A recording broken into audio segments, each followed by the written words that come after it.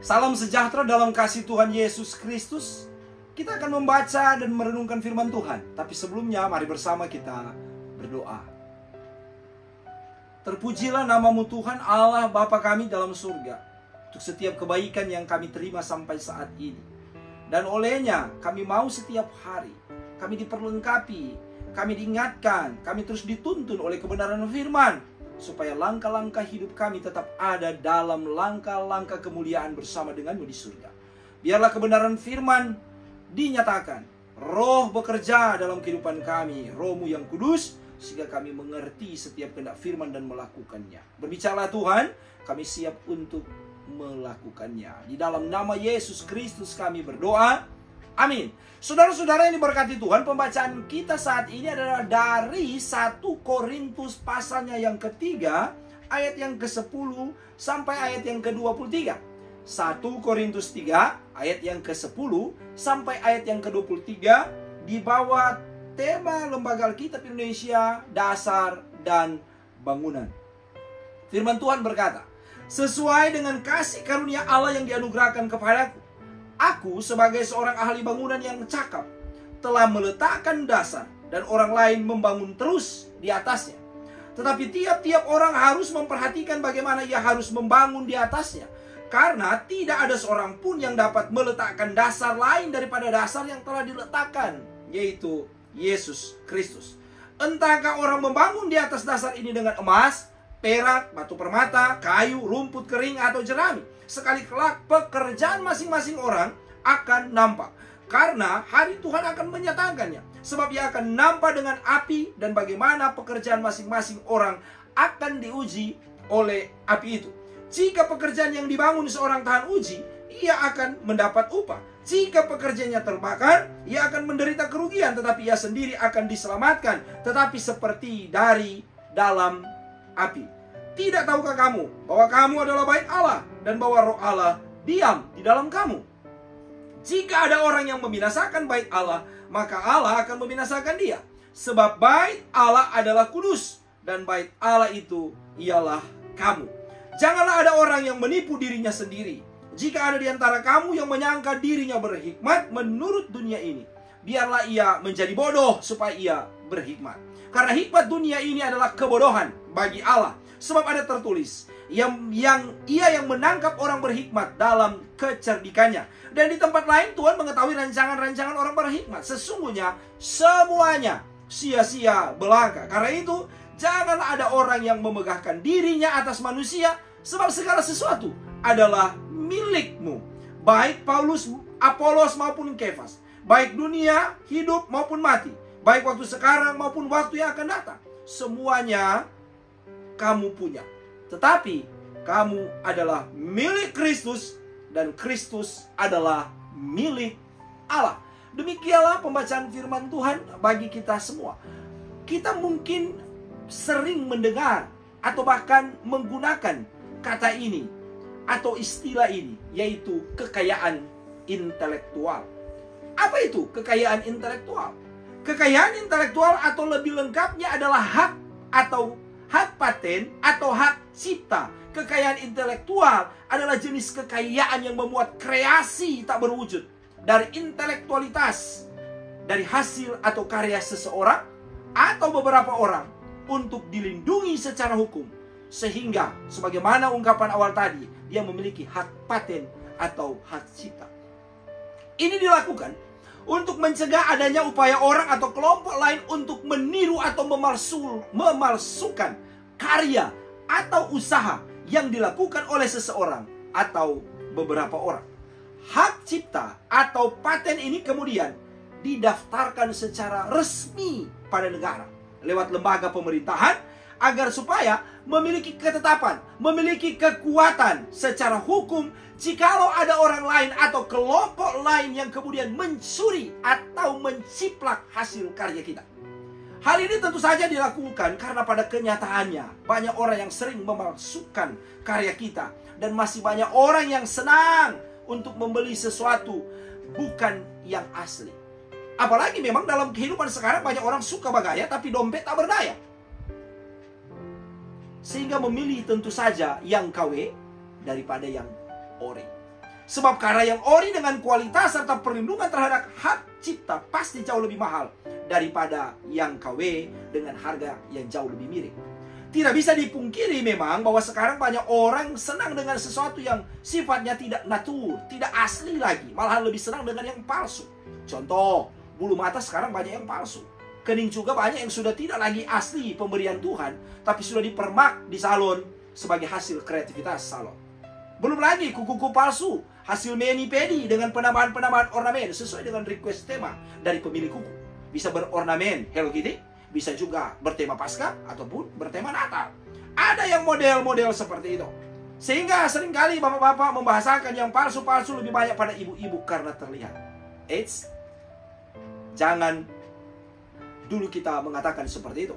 Karena kalau bapak-bapak ada juga yang palsu, tapi tidak terlihat secara kasat mata. Karena terkadang ada yang daftar kontak telepon yang disembunyikan, dinamakan Pak Camat, tapi sebenarnya 02.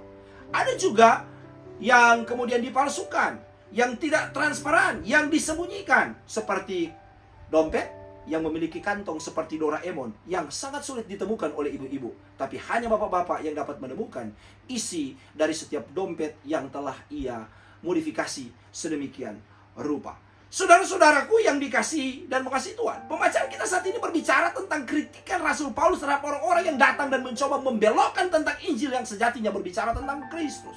Ada orang tertentu yang mempengaruhi kehidupan jemaat dan membelokkan iman mereka kepada Injil dan pemberitaan yang sejati dengan sesuatu yang semu dan palsu dalam kehidupan jemaat yang ada di Korintus. Sebab bagaimana mungkin Injil dari Kristus itu menghadirkan perpecahan dan bukan kesatuan? Olehnya, maka Rasul Paulus dengan tegas membahasakan mulai dari awal suratnya, yang juga menjadi maksud tujuan dari surat ini, yang dapat kita baca di pasal 1 ayat 10 yang mengatakan, "Tapi aku menasihatkan kamu saudara-saudara demi nama Tuhan kita Yesus Kristus, supaya kamu seia sekata dan jangan ada perpecahan di antara kamu, tetapi sebaliknya supaya kamu erat bersatu dan sehati sepikir." Jelas bagi kita bahwa ada bahaya, ada ancaman terhadap kehidupan persekutuan melalui mereka yang melayani hanya untuk kepentingan mereka, hanya untuk kelompok mereka, dan bukan untuk Kristus. Mereka ini akhirnya membawa orang kepada penokohan, mengidolai figur, sosok pribadi manusia dalam pelayanan, dan tidak lagi Kristus. Mereka membelokkan segala sesuatu dengan tujuan-tujuan semu dan tidak lagi asli. Untuk itu saudara-saudara, tema khotbah kita saat ini berbicara tentang umat Tuhan adalah milik Kristus.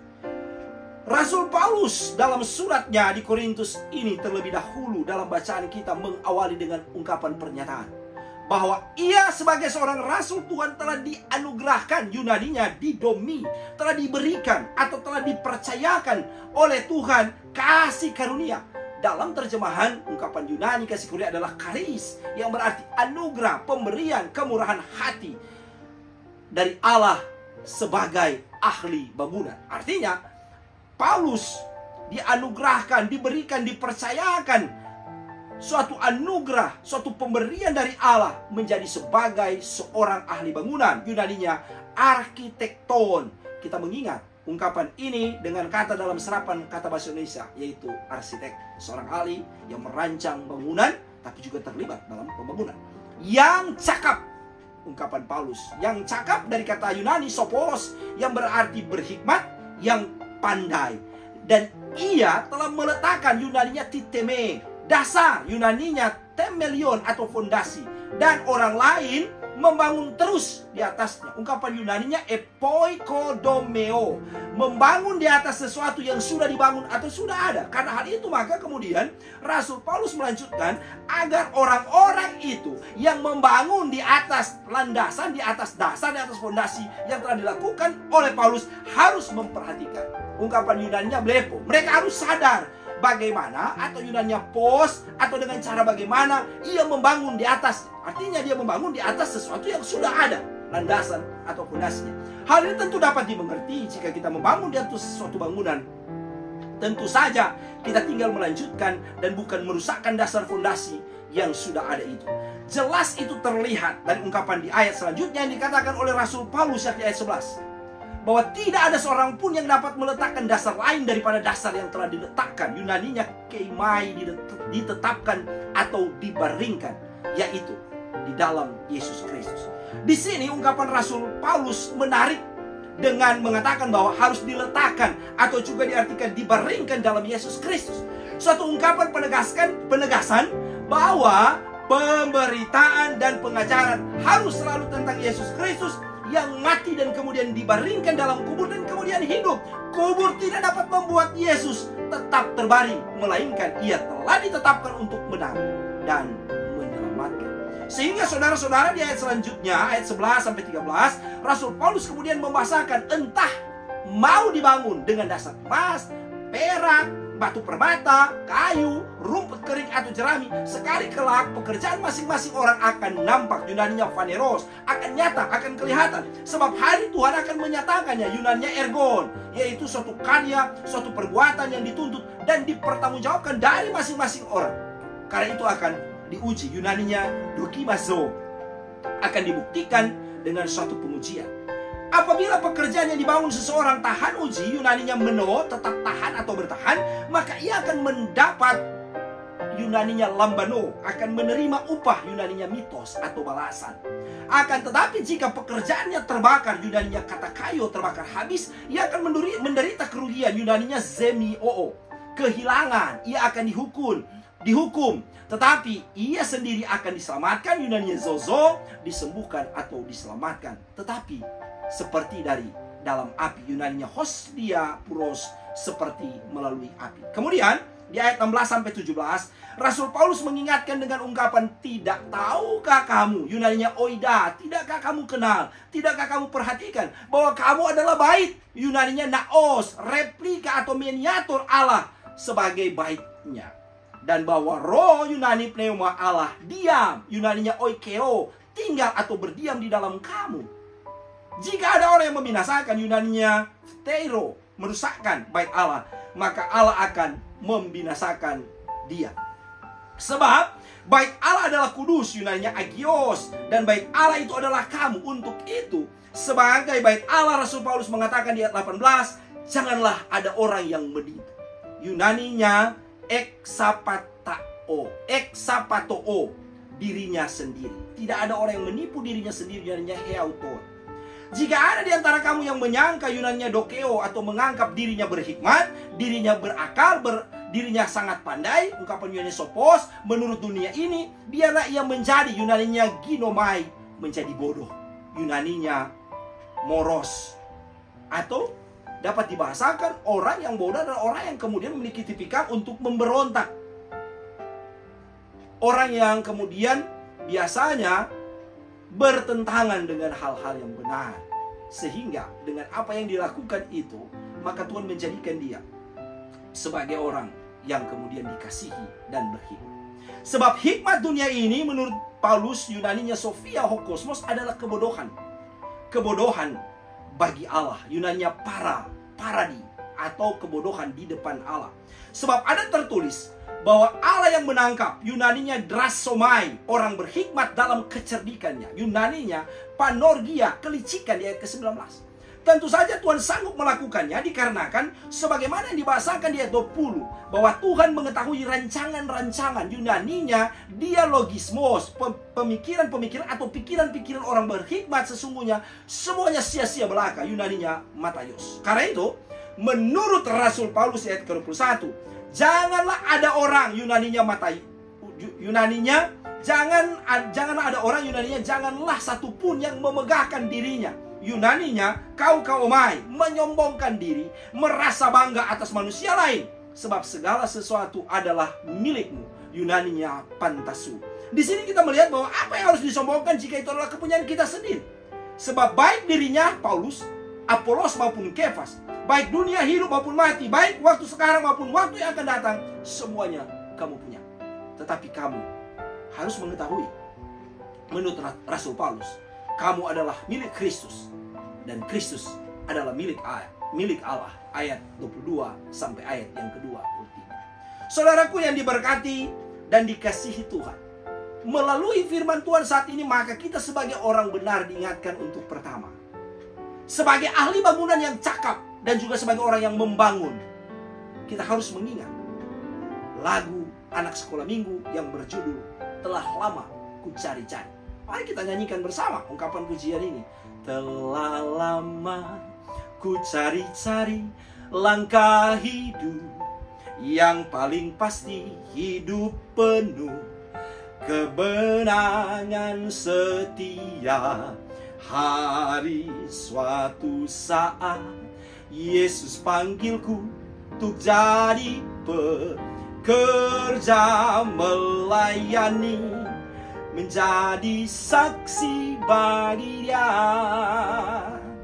Bukan sembarang pekerja, la la la, Yesusku luar biasa, la la la, Dia raja segala raja, la la la, memanggilku menuai ladangnya, hanya anugerah semata, la la la, aku dipakai olehnya, la la la, sungguh amat istimewa menjadi pekerja Yesus yang mulia.